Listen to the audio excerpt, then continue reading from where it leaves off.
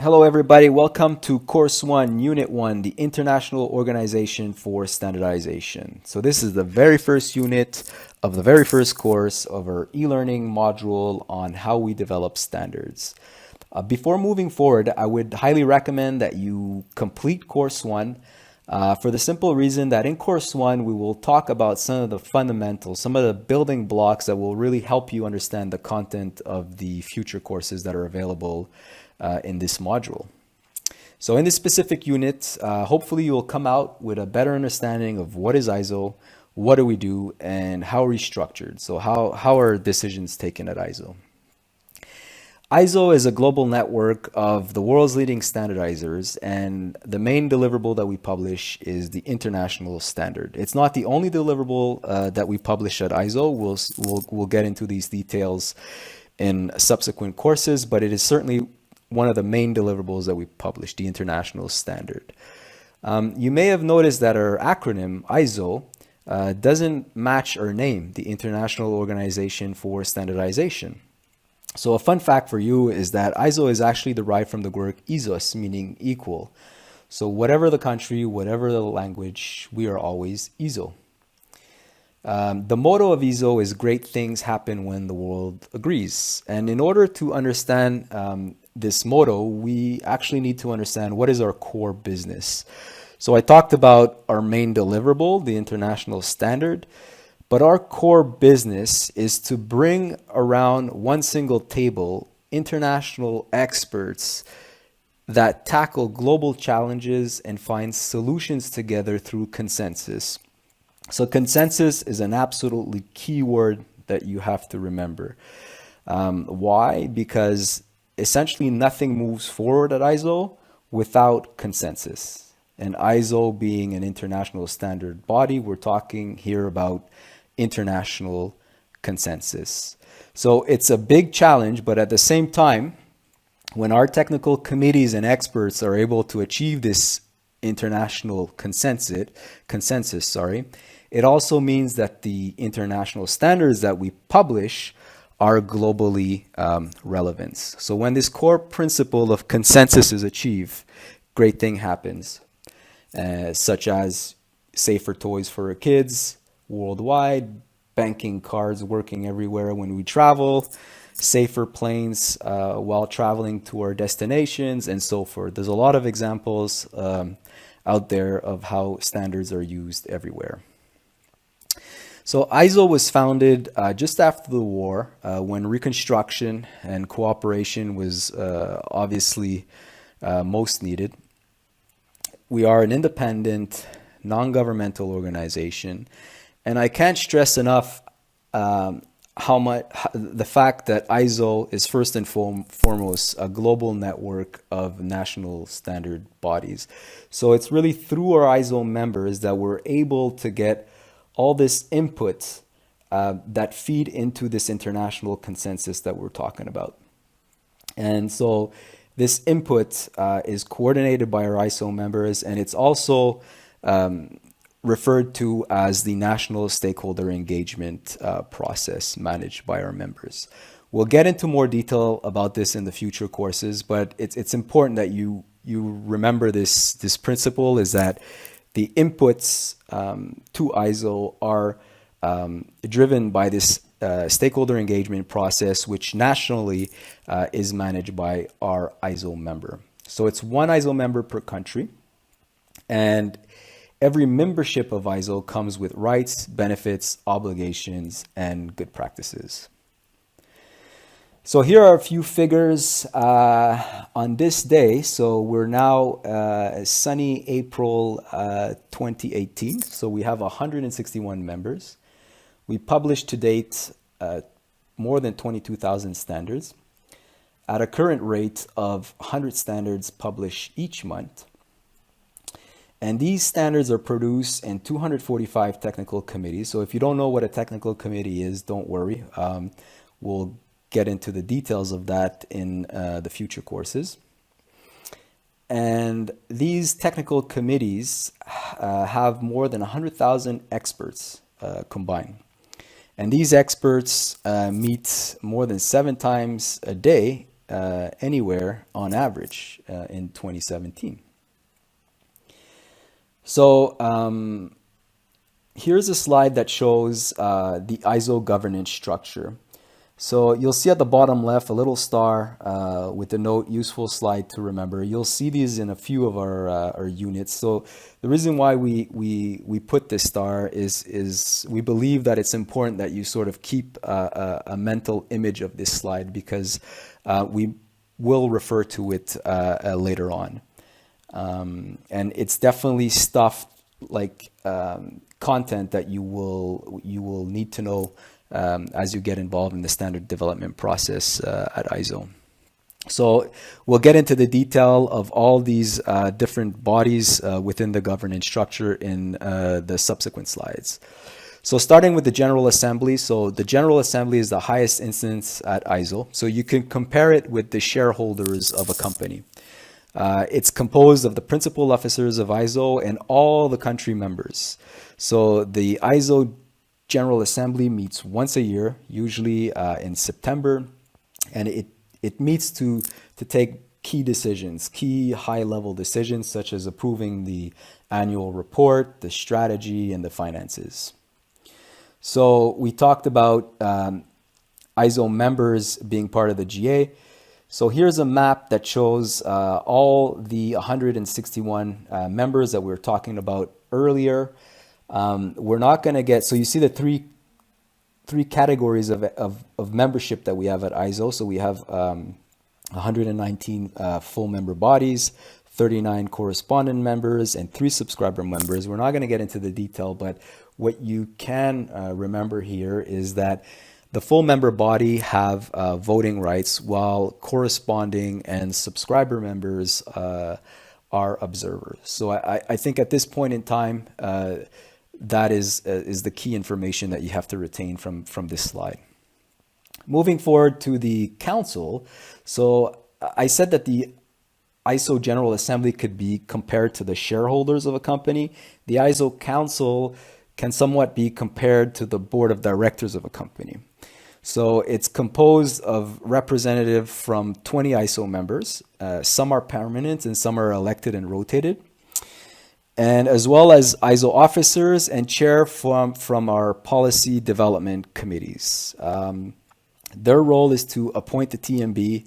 They also appoint the Secretary General, and they also develop proposal for the ISO strategy, which is approved by the General Assembly. The President's Committee is composed of the ISO principal officers. So we have the ISO President, the Vice President Policy, the Vice President Technical Management, the Vice President Finance, the ISO Treasurer, and the ISO Secretary General. So this group essentially makes recommendations for the councils, and they also provide guidance to the Secretary General of ISO. The ISO Council is also supported by several standing committees, and they are specialized, they are created and they're specialized in specific domains like IT, finance, and so forth. There are also 3 policy development committees, so CASCO, Capulco, DevCo.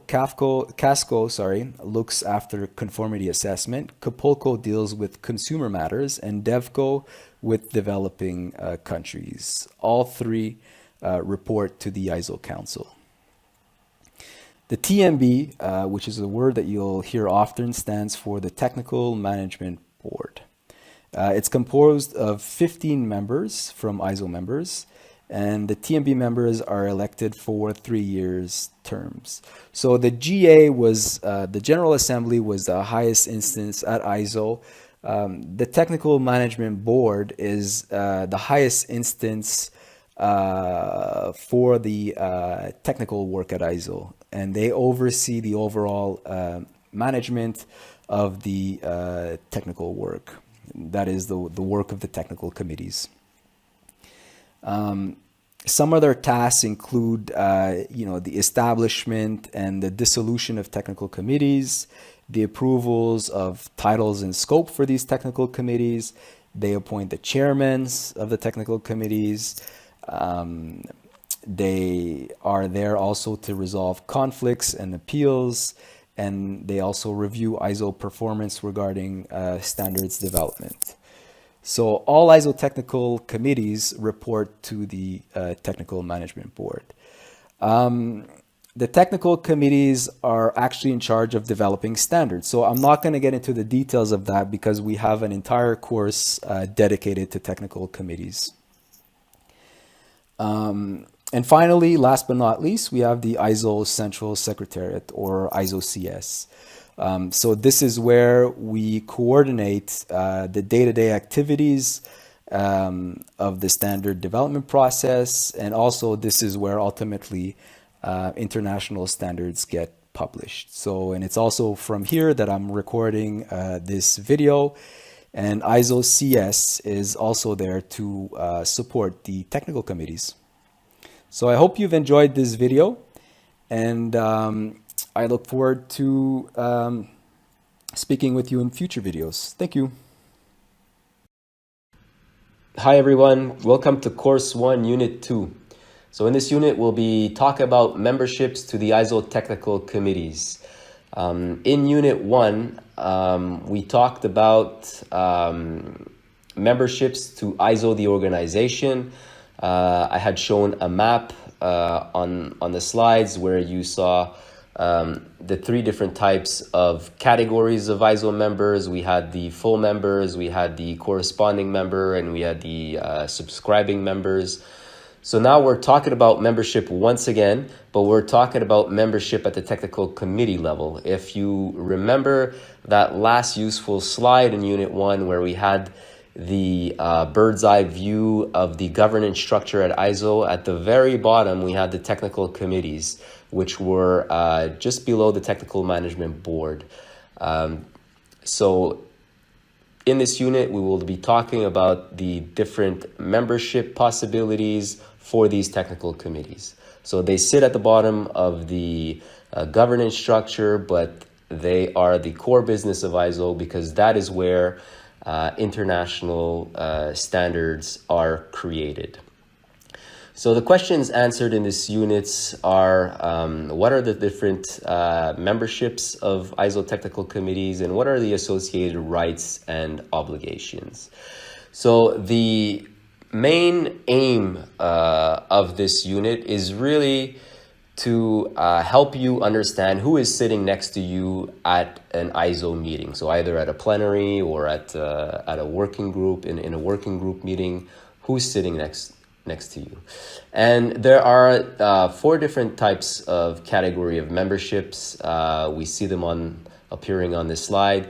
So we have the participating member, the observing member, the external liaison, and the internal liaison. So the 2 types of membership in the top quarters, they are reserved to ISO members. We'll go into the detail in the futures in the next slides, but these are reserves to the ISO members that we talked about in Unit 1. So what happens if you're not an ISO member and you wish to participate in the technical work at ISO? Is that possible? The answer is yes, and this is where the external liaison comes in. So organization have the capacity to participate in ISO technical work, but they must meet a certain set of criteria, which are detailed in our ISO directives. And the reason for that, of course, is because we don't want to bypass the ISO members who are responsible for the stakeholder engagement process. This is also a point I emphasized in Unit 1. Last but not least, we have internal liaison. So this mechanism is to ensure proper coordination and collaboration amongst different technical committees at ISO, or also with technical committees at the IEC.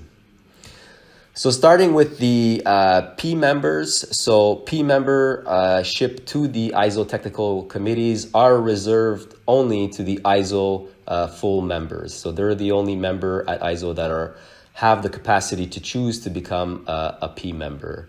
So once they choose to become a P member, they accept an active role. And what does that mean? Well, it means that they have voting obligations, and they must appoint experts to the different working groups so that they contribute to the technical work.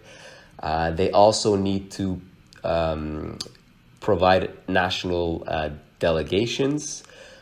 So at this point in time, if you're confused between the difference between a working group meeting, technical committee plenary meeting, experts, delegates, do not worry. These topics will be covered extensively in the units of Course 2 and Course 3. But as I said in my introductory remarks, the main aim of this unit is really just to understand who's sitting next to you at these different types of meetings. And last but not least, the ISO member that chooses to become a P member is responsible for the stakeholder engagement within his country. That's a very important point that I emphasize in Unit 1. Every single ISO member is responsible for their national stakeholder engagement within their country. Observing members are reserved for full member or corresponding members at ISO, so they could choose to be O members, but it's only the full members that are allowed to become P members. So corresponding member could only be O members to technical committees. So these are members that wish to follow the work, but without committing too much resources. So naturally, they have less rights. So they have no voting rights. They could make contribution in form of commenting the work, but they and it could also receive, of course, all the relevant information and documentation on the progress. But they do not want to commit further, and one of the reasons could be, for example, because they need more time in order to gather a sufficient amount of stakeholder in their country before they can make relevant contribution on a specific project. So that could be one of the reasons why they want to first sign up as an O member, get to know the project, receive various working documents and information, and once they have the proper stakeholder base, then they can make that move and toggle from O member to P member. So as I said at the beginning, this category is open to full member body and corresponding member, but only the full member body can toggle in and out of O membership and P membership. When they go from P membership to O membership, then of course they're not allowed to appoint experts to the working group because the participation to the working group is reserved to the P members. External liaison are possible under certain conditions. One of these conditions is, of course, that the organization must have a broad geographical coverage and is able to gather the inputs of stakeholders on a regional or international level. They have no voting rights. They could participate by submitting comments on the work, and they also receive all the relevant documents and information. External liaisons are very important to ensure wider acceptance, in other words, to ensure global relevance of our standard. And they also help to achieve a wider acceptance once the deliverable is published, so once the international standard is published. There are three different types of category of external liaison, A, B, C, and D. So that might be a useful slide to remember for you. And briefly, category A liaison is at the committee level. They do not have voting rights, but they could participate in the work by providing comments on the various documents. Category B liaison is also at the committee level, but they do not have voting rights and they cannot participate in the work. So this category is reserved for intergovernmental organizations that wish to be kept informed of the work of a specific technical committee at ISO. And category C liaison is at the working group level. So A and B is at the TC level. Category C is at the working group level. So once again, don't worry if you get confused about the technical committee level and the working group level. We'll cover this extensively in the future courses and units. But this category C liaison is at the working group level where the experts work on documents, and if they're signed up as a category C liaison, they could participate in this work in the working groups. And last but not least, we have these internal liaisons. So internal liaisons are established between ISO technical committees or between ISO and IEC, technical committees. And this is just to ensure that there's a good collaboration and a good coordination between the technical committees when the projects start slightly overlapping on each other's scope. So internal liaison, like external liaison, have no voting rights, but they can participate by submitting comments on the documents, and also they remain informed of the progress and receive all the relevant documents. So thank you very much for your attention. That's it for Course 1, Unit 2, and I'm looking forward to speaking with you in the next unit. Welcome to Course 1, Unit 3, Standardization Principles. So before we let you off on your ISO work, we want to go through some of the key standardization principles that underline all work at ISO. So in this unit, we will answer the following questions. So what is the Code of Conduct? This is one very important document at ISO. What is the Global Relevancy Principle? What other principles support the development of ISO documents? And where can I find important reference material? Because I guarantee that you will forget most of the stuff we'll cover during this unit, but that is not a problem. The aim is really just to introduce the key clauses within these important documents, and we will provide you all the required links so that you could refer back to them. So starting with one of the important document at ISO, the Code of Conduct, and this is why we tag this slide as a useful slide to remember. The ISO Code of Conduct applies to every single person participating in an ISO group. So be it a policy group, a technical or project committee or working group, or any other consensus group. It is designed and intended to facilitate the work that we carry out at an international level in a multi-stakeholder, multi-sectoral environment. So this is quite a big challenge, and the ISO Code of Conduct is there to help us. So any participant in ISO must adhere to this Code of Conduct. We recommend keeping it out there in the open. Often the Code of Conduct is printed and made available at the ISO meetings. So the ISO Code of Conduct essentially contains a pledge made by people undertaking ISO work.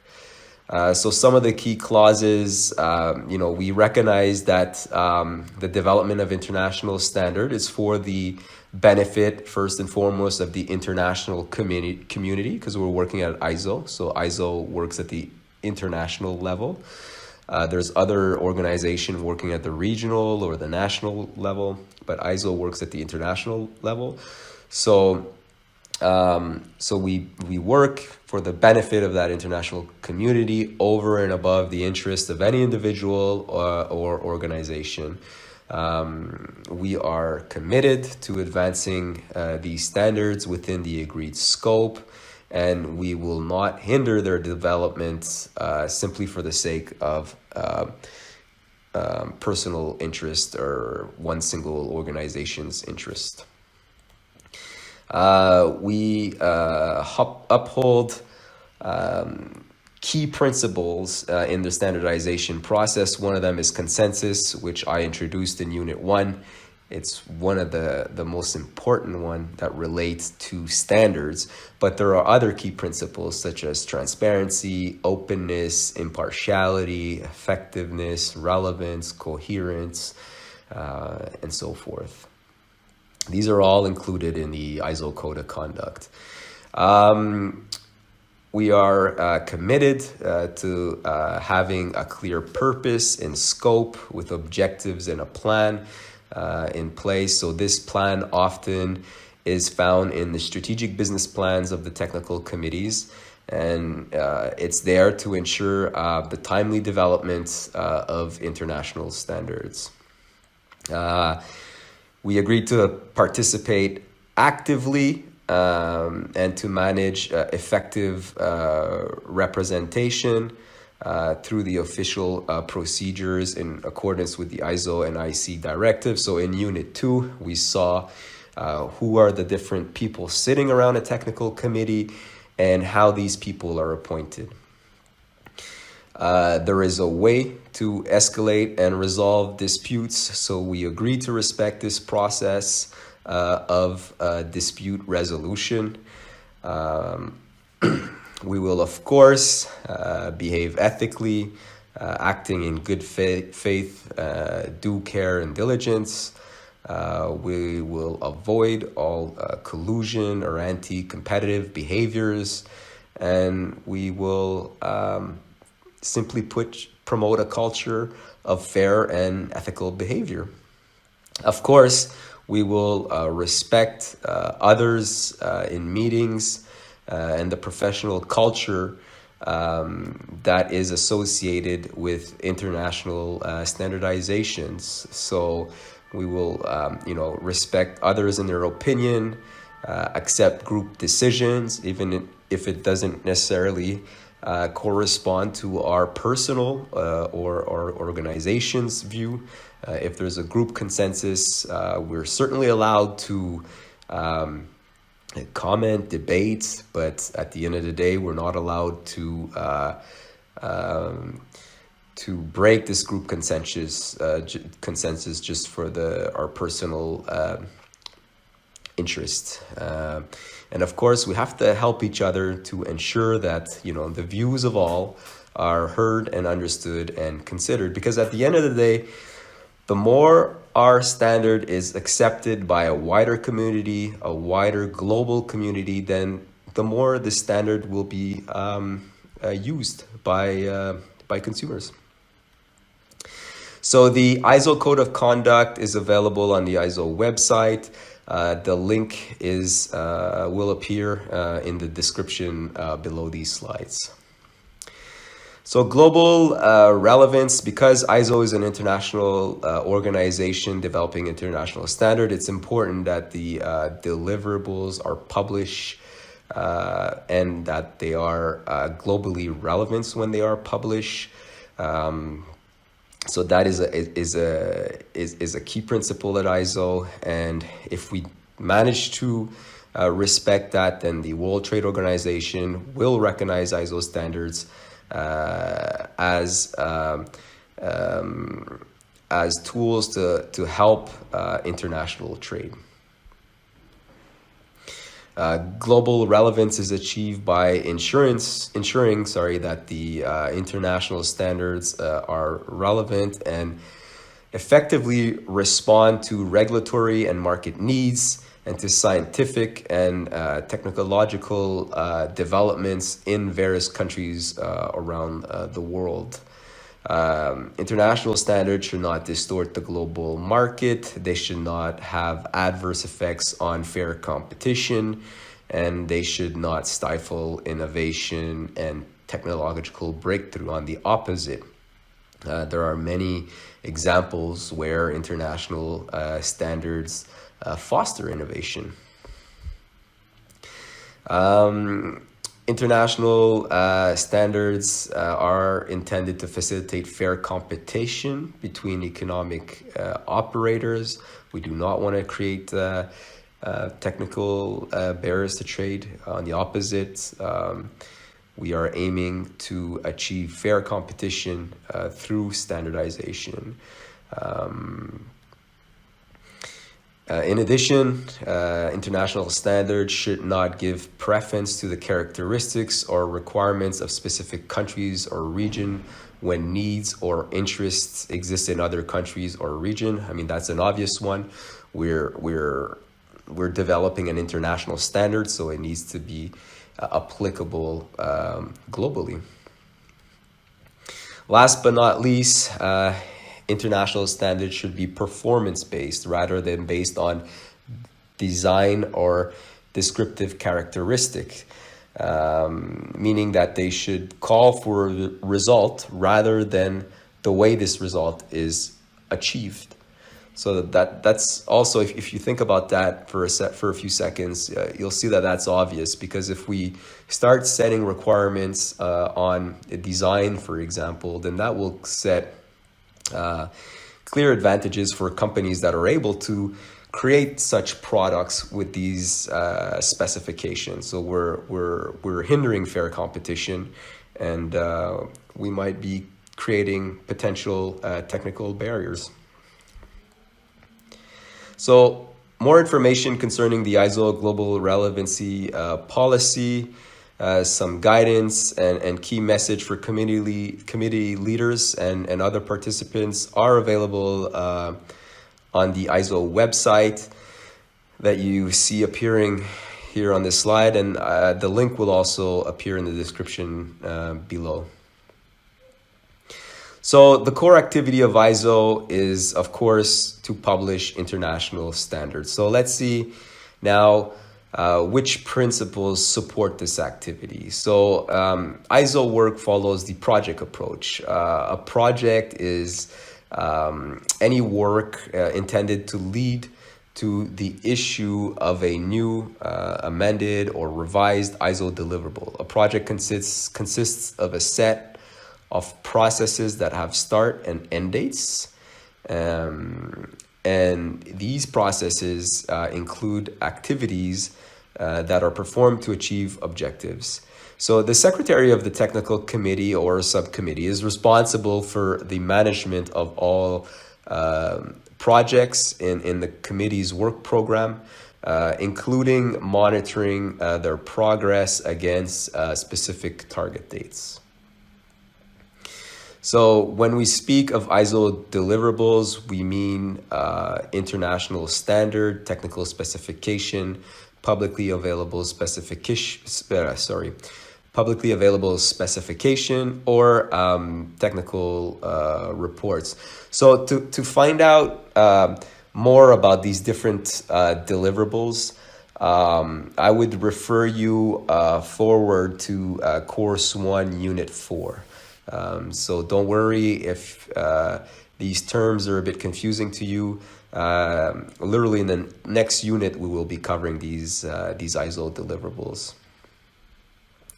So consensus, which requires the resolution of any serious objections, is an essential procedure and necessary condition for the preparation of all ISO deliverables.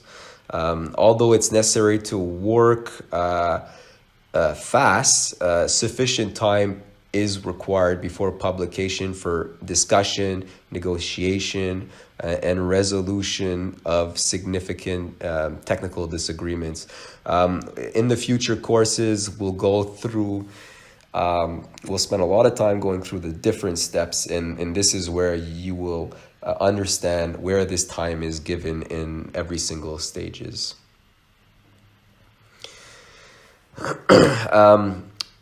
To reach consensus, many different points of view will of course be expressed and addressed as the document moves forward to the various steps. We'll see as I said earlier, we'll see the different layers of consensus in the future courses.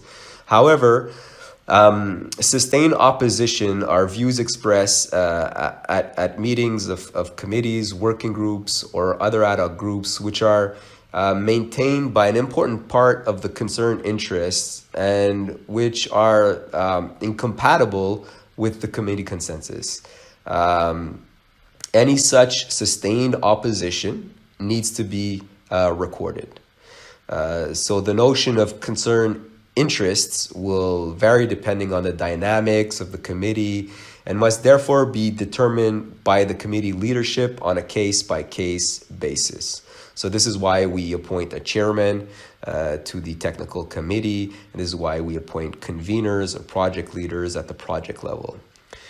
Keep in mind that the concept of sustained opposition does not apply in the context of the committee draft stage or DIS stage or FDIS stage ballots, since these are subject to specific voting rules. So again, we will cover all these different balloting rules and stages in course 3. So as promised in my introductory remarks, so the rules and the procedures for developing ISO deliverables are contained in Directives Part 1. The consolidated document contains the ISO and IEC text common to both organizations, as well as the rules applicable only to ISO. The second part of the ISO IEC directive deals with the drafting rules. So everything that regards editing of the document. So we have an entire course that is dedicated to drafting of international standard, and this is course 4. So all these documents are freely available, of course, in various formats, and can be found on our website, iso.org, and searching for directives and policies. So aside from the directives, you can also use the TMB communique to keep up to date with the latest rules and resolution affecting your ISO technical work. The TMB shapes the technical environment. It meets, as mentioned in Unit 1, 3 times a year and issues resolutions that are applicable to some or all ISO committees. So the TMB communique is released after each TMB meeting. It explains these resolutions that are taken and their impact on your work within the ISO committees and the day-to-day work of the committee leaders. So check the description to find the link to these TMB communiques. If you want to know more about the role of the TMB, I would refer you back to Course 1, Unit 1. So that's it for me for this unit. I hope you enjoyed it. As I said in my introductory remarks, this is a lot of information. It's very important. So you have to remember these key principles, and ISO makes all the key documents available to you on its website so that you can refer back to them. So thank you very much for your attention, and see you in the next unit. Hi everyone, welcome to Course 1, Unit 4. So in Course 3, we'll cover together extensively the various steps required in order to develop and publish an international standard. So an international standard is the main deliverable that we publish at ISO, but that being said, there are other deliverables that technical committees may choose to publish, and this unit simply aims to present these other different types of deliverables and try to explain briefly what's the difference between them and when and how committees can choose to use them. So the questions answered in this unit are: what other types of deliverable exists, what are their characteristics, what differentiates them, and how should the technical committee choose which one to pursue. So here are the other deliverables available. So we have the technical report, we have the publicly available specification, the technical specification, and the international workshop agreement. So these are the most common deliverable that ISO will publish when it's not publishing an international standard. So let's now have a closer look at each of these different types of deliverables. So the technical report is a deliverable that cannot contain requirements. So if you follow our e-learning modules on the editing part, which I highly encourage you to do. You will know what I mean by requirement. So in ISO speak, a shall represents a requirement, a should represents a recommendation, and a may recommends a permission. So a technical report cannot contain any shalls. So it cannot contain any requirement, once again. It usually contains data collected as the result of group work and group discussions. Publishing a technical report is fairly easy and does not require the same level of consensus as an international standard, for example. So if you don't know what I mean when I say it doesn't require the same level of consensus, so we will go in great details in course 3 what we mean by consensus and what are the different level of consensus and how do we progress with consensus to the publishing of an international standard or one of these other types of deliverable. So the publicly available specification is a deliverable that is considered as an intermediate specification. So unlike the technical report, it can contain requirements. So you can see shalls inside this document. Yet the consensus level, once again, needed to publish the publicly available specification is lower than that of an international standard. The technical specification is a deliverable that is generally considered as a pre-international standard, so to speak. It can contain requirements, recommendation, permission, but it still requires a lower level of consensus than required to publish an international standard. So with a TS, a committee can publish an ISO deliverable even if the subject is not mature enough for an international standard. So a typical case that committees may choose to publish a technical specification is, for example, when the working group and committee are working on an international standard, but then as they progress through the various steps, they realize that they can't reach either working group or technical committee consensus, and they're running out of time. And so the committee may choose to publish a technical specification instead of publishing an international standard. So in that way, they get it out on the market, they could get feedback from the market, and eventually, if the technical committee chooses to do so, they could come back to the technical specification and convert it into an international standard. The International Workshop Agreement is the result of an international workshop, as its name suggests. This is the only ISO deliverable that is not produced within an ISO technical committee. So participation in these international workshops is open to anybody. And it's the TMB who authorizes an international workshop to take place. In terms of consensus level, the IWA, the International Workshop, must receive the consensus of the International Workshop itself. So here's a bird's eye view of these different deliverables that we briefly talked about. We have the technical report, the publicly available specification, the technical specification, and we have the International Workshop Agreement that kind of sits outside the typical ISO technical committee. And we see to the right that what differentiates them is really the level of consensus needed in order to reach publication. So as you go from the TR to the PASS to the TS, it requires more consensus to reach publication. So that's it for this unit. I hope you've enjoyed it. It was short, sweet, and straight to the point. And I'm looking forward to speaking with you in the future courses. Thank you.